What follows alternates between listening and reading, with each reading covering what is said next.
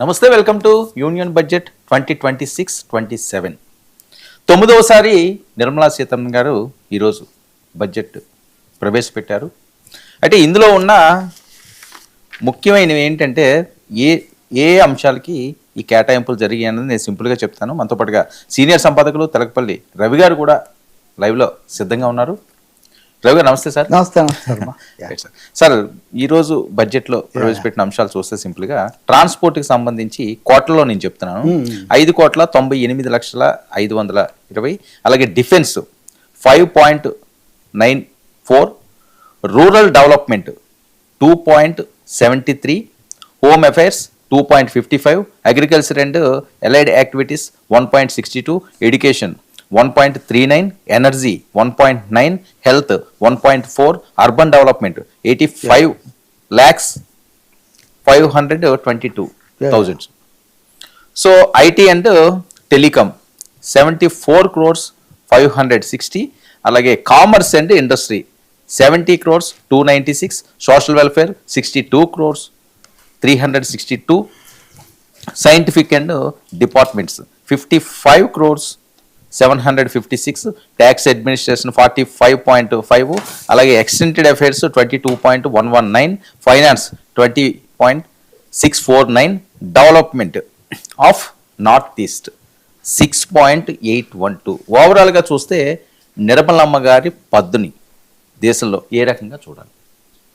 వాస్తవంగా మీరు చూస్తే ఈరోజు బడ్జెట్ మీద రియాక్షన్స్, మొదటిది స్టాక్ మార్కెట్ మొత్తం కుప్పకూలిందని ఉదయం నుంచి 10 నిమిషాల్లోనే మీరు గమనిస్తూ ఉంటే అది అయ్యే లోపలే అదే పైకి పోతే చాలా గొప్పగా చెప్తారు కదా, అంత ఊరిపోయిందని. దాన్ని బట్టి ఒక విషయం స్పష్టం అవుతుంది. రెండవది ప్రతిపక్ష నాయకుల రియాక్షన్స్ చూస్తే మీకు ఇంకా చాలా స్లోగా వస్తున్నాయి. ఎందుకు వస్తున్నాయి అంటే ట్రాన్స్పరెన్సీ లేని, పారదర్శకత లేని బడ్జెట్ మొదటిసారి చూస్తున్నాము అని ప్రతిపక్ష నాయకులు, మీడియా వ్యాఖ్యానించింది. ఆ తర్వాత ఇండస్ట్రీ పెద్దలు లేదా వాణిజ్య సంస్థల వాళ్ళు ఓకే చూస్తున్నాం, ఏదో పర్లేదు, ఒక మోస్తరుగా ఇలా అలా అన్నారు.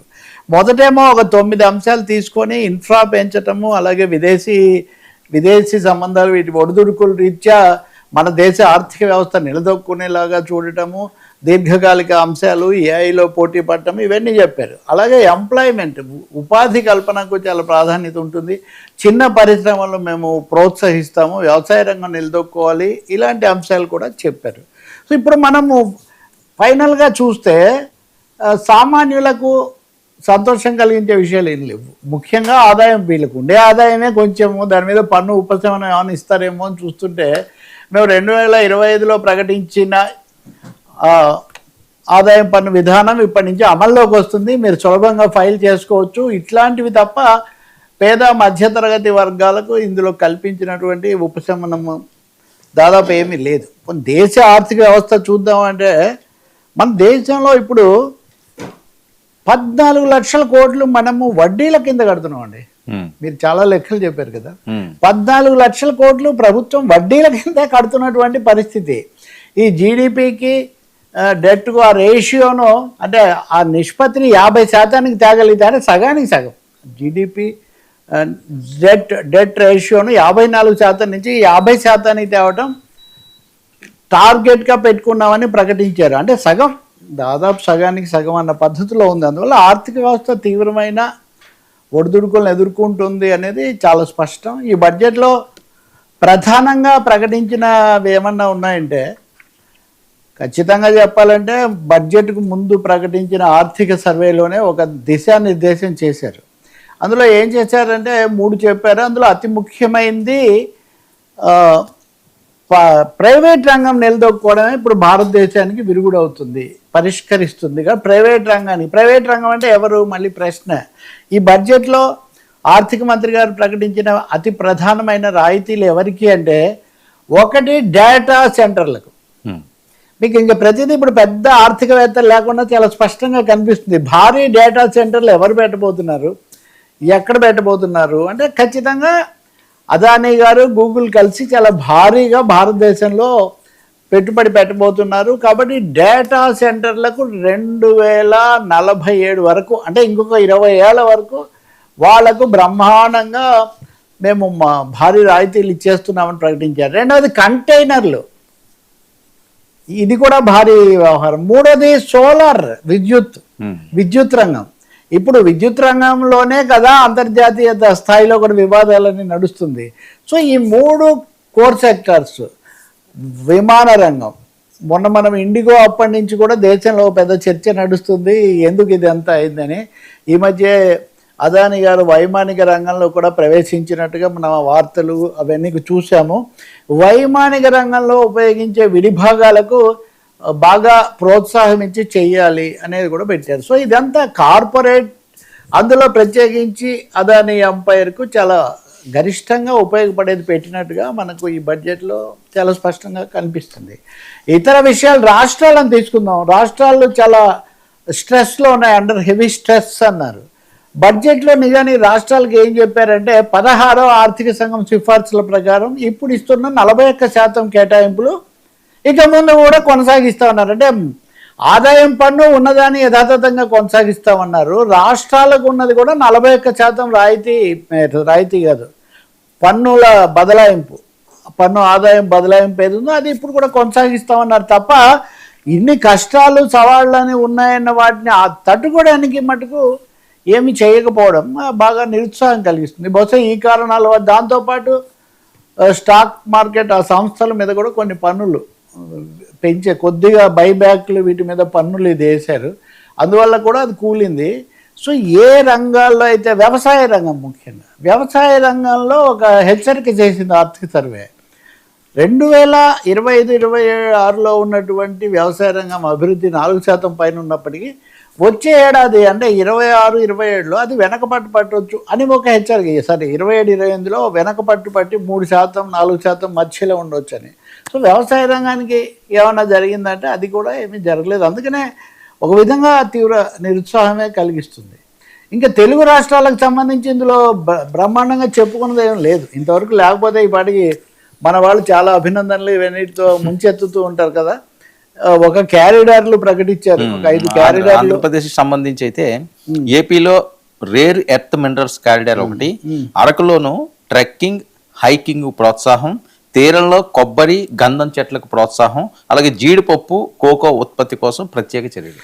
ఇవన్నీ పరిశోధన సంస్థలు, లేదా టూరిస్ట్ ప్యాకేజీలు, లేదా క్రీడలకు ప్రోత్సాహం. ఈ బడ్జెట్లో క్రీడలకు ప్రోత్సాహం అని, క్రీడా ఇవన్నీ మనం భారతదేశం హబ్గా మార్చవచ్చు అనేది ఒకటి ప్రధానంగా పెట్టారు. అలాగే టెక్స్టైల్స్కు సంబంధించి కూడా పెట్టారు. సో అవి కూడా చాలా సాధారణ పరిభాషలో ఫార్మా రంగాన్ని కొంచెం ఇచ్చి కొన్ని జబ్బులకు సంబంధించిన మందులు, క్యాన్సర్ మందులు ఇట్లాంటి వాటి మీద ఉపశమనం కొంచెం కలిగించారు. కానీ మీరు ఫార్మా రంగమే ఇప్పుడు EUతో మనం చేసుకున్న ఒప్పందంలో ఫార్మా రంగం చాలా ప్రధాన పాత్ర వహించబోతుంది. కాబట్టి కేటాయింపులు చూస్తే భారీగా పెరిగిందేమీ లేదు, ఒక రక్షణ రంగానికి మటుకు పెంచారు తప్ప. ఇతరత్ర చూస్తేనేమో కొత్త పథకాలు, ఇమాజినేటివ్ స్కీమ్స్ కూడా ఏం లేవు. అదే చాలామంది వ్యాఖ్యానించారంటే ఎన్నికలు లేవా అంటే రాష్ట్రాల్లో ఎన్నికలు కూడా ఉన్నాయి కదా, మరి ఎందుకనే ఎలాంటి ప్రతిపాదనలు చేయలేదు, కొంచెం అన్న ఆకర్షణీయమైనవని చాలామంది మీడియా ప్రతిపక్ష నాయకులు కూడా వ్యాఖ్యానించారు. మా దగ్గర మాకన్నా కొంచెం చేసి ఉండొచ్చు కదా అని. ఇలా ఎందుకు జరిగిందంటే 2 కారణాలు అయి ఉండాలి. ఒకటి, ఆర్థిక శక్తి అంతకంతకు కుదించుకుపోవడం, ఇంకా ఫర్దర్గా చేయలేని ఒక పరిస్థితి రావడం దీనికి కారణం కావచ్చు.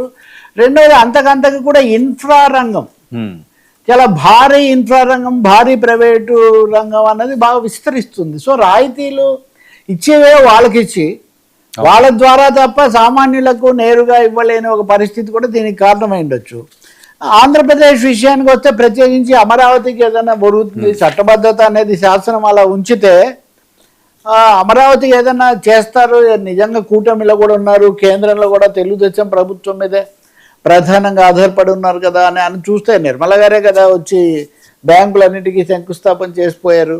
కానీ నిధుల కేటాయింపులో మటుకు మనకు ఆ ప్రభావం ఏమీ కనిపించదు. చిన్న పరిశ్రమల అభివృద్ధికి బాగా చేస్తారు, ఎందుకంటే నిరుద్యోగం పెరుగుతున్నప్పుడు 5.3 నుంచి 5% నిరుద్యోగం ఉన్నప్పుడు ఉపాధి కల్పనకు ఏం చేస్తారని చూశారు. మీకు తెలుసు శశి థరూర్ అనే ఆయన కొద్దిగా గొప్ప ప్రభుత్వానికి అనుకూలంగా ఉండి వాళ్ళ పార్టీకి కూడా, ఆయన కూడా ఉపాధి కల్పనకు ఏమాత్రం చర్యలు తీసుకోకపోవటము, రాష్ట్రాలకు ఏం సాయం చేయకపోవటము మాకు చాలా నిరుత్సాహం కలిగిస్తుంది అని శశి థరూరే కామెంట్ చేశాడు. అంటే ఇంకా పరిస్థితి ఎలా ఉందో మీరు తెలుసుకోవచ్చు. మౌలిక సదుపాయాల కల్పన, ఇన్ఫ్రాస్ట్రక్చర్ అన్నదానికి 12.2 లక్షల కోట్లు కేటాయించారు. పెద్ద సంఖ్యనే. కానీ దేశంలో ప్రపంచంలో కూడా ఇప్పుడు ఇన్ఫ్రా రంగంలో ఉండే పెద్ద పెద్ద భారీ తిమింగళాలు వ్యవహారం అంతా నడుపుతున్నాయనే సందేహాలు ఉన్నాయి. బహుశా ఆ దృష్టితోనే ఈ పని చేసి ఉండాలి. చిన్న పరిశ్రమలకు వచ్చేసరికి 10,000 కోట్లు కేటాయించారు. దీర్ఘకాలంలో 10,000 కోట్లు అంటే ఎన్ని పరిశ్రమలు, వాటి సమస్యలతో చూస్తే అదేమీ పెద్ద విషయంగా మనకు కనపడదు.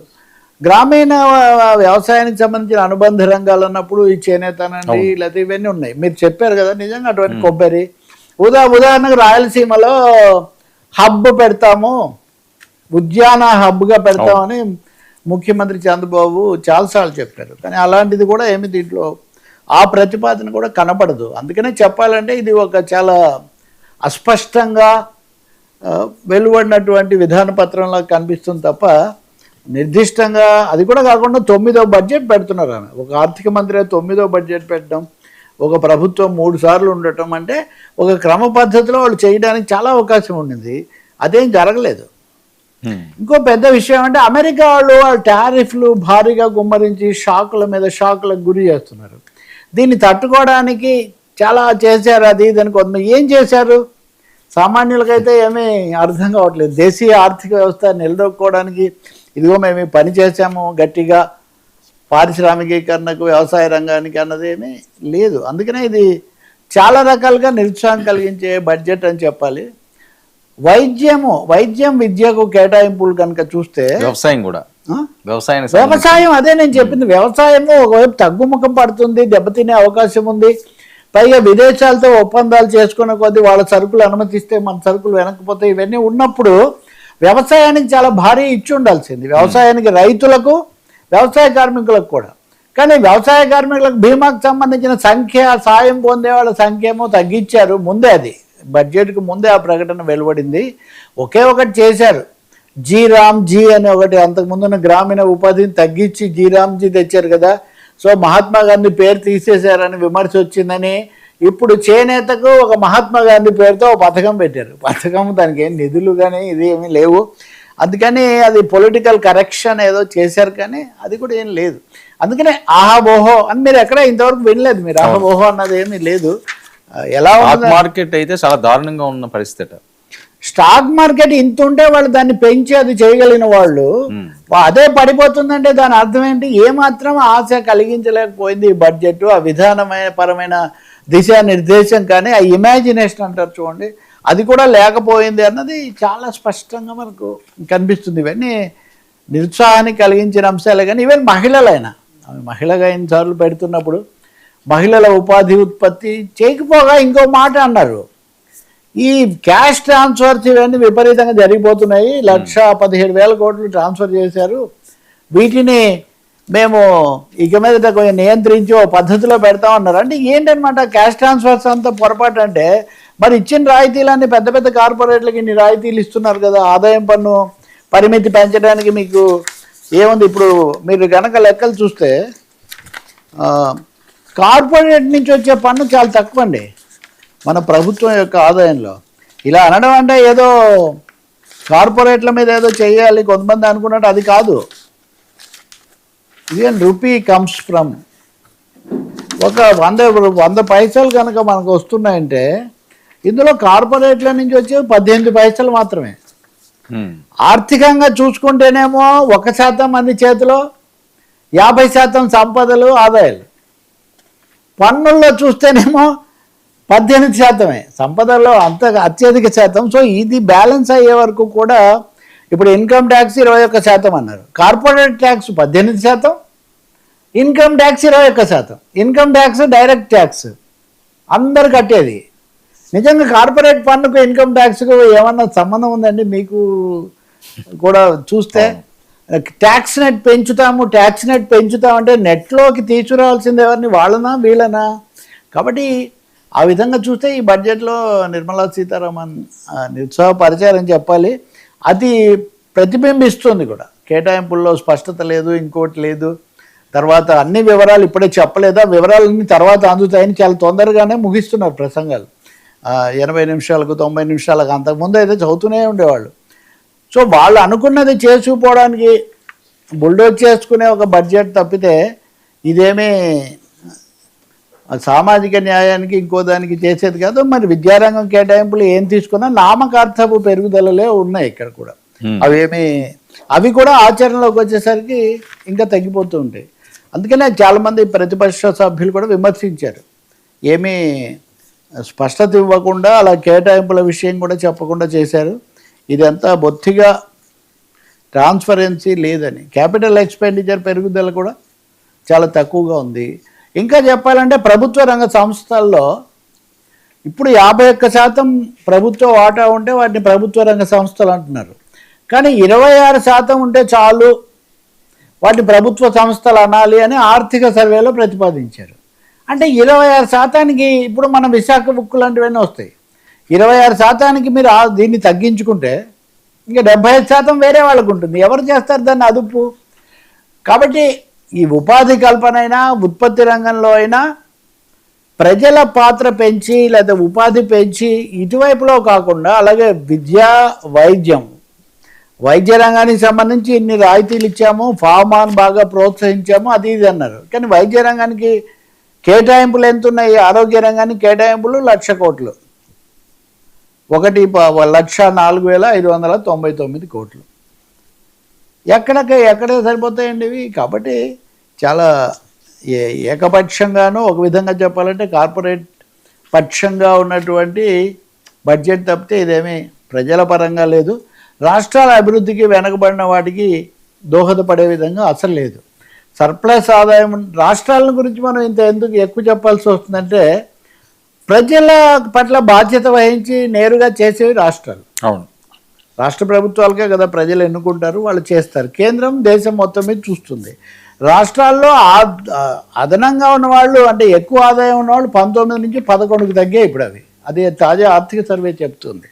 వాటిని బలోపేతం చేయడం లేదు. సో రాష్ట్రాలను బలోపేతం చేయక, వ్యవసాయాన్ని బలోపేతం చేయక, చిన్న పరిశ్రమలను బలోపేతం చేయక, ఇంకా ప్రజల పరిస్థితి ఎలా బాగవుతుంది అనేది పెద్ద ప్రశ్న. దానికి సంబంధించి మటుకు బడ్జెట్లో ఏమీ ప్రతిపాదనలు లేవు, ప్రసంగాలు కూడా లేవు.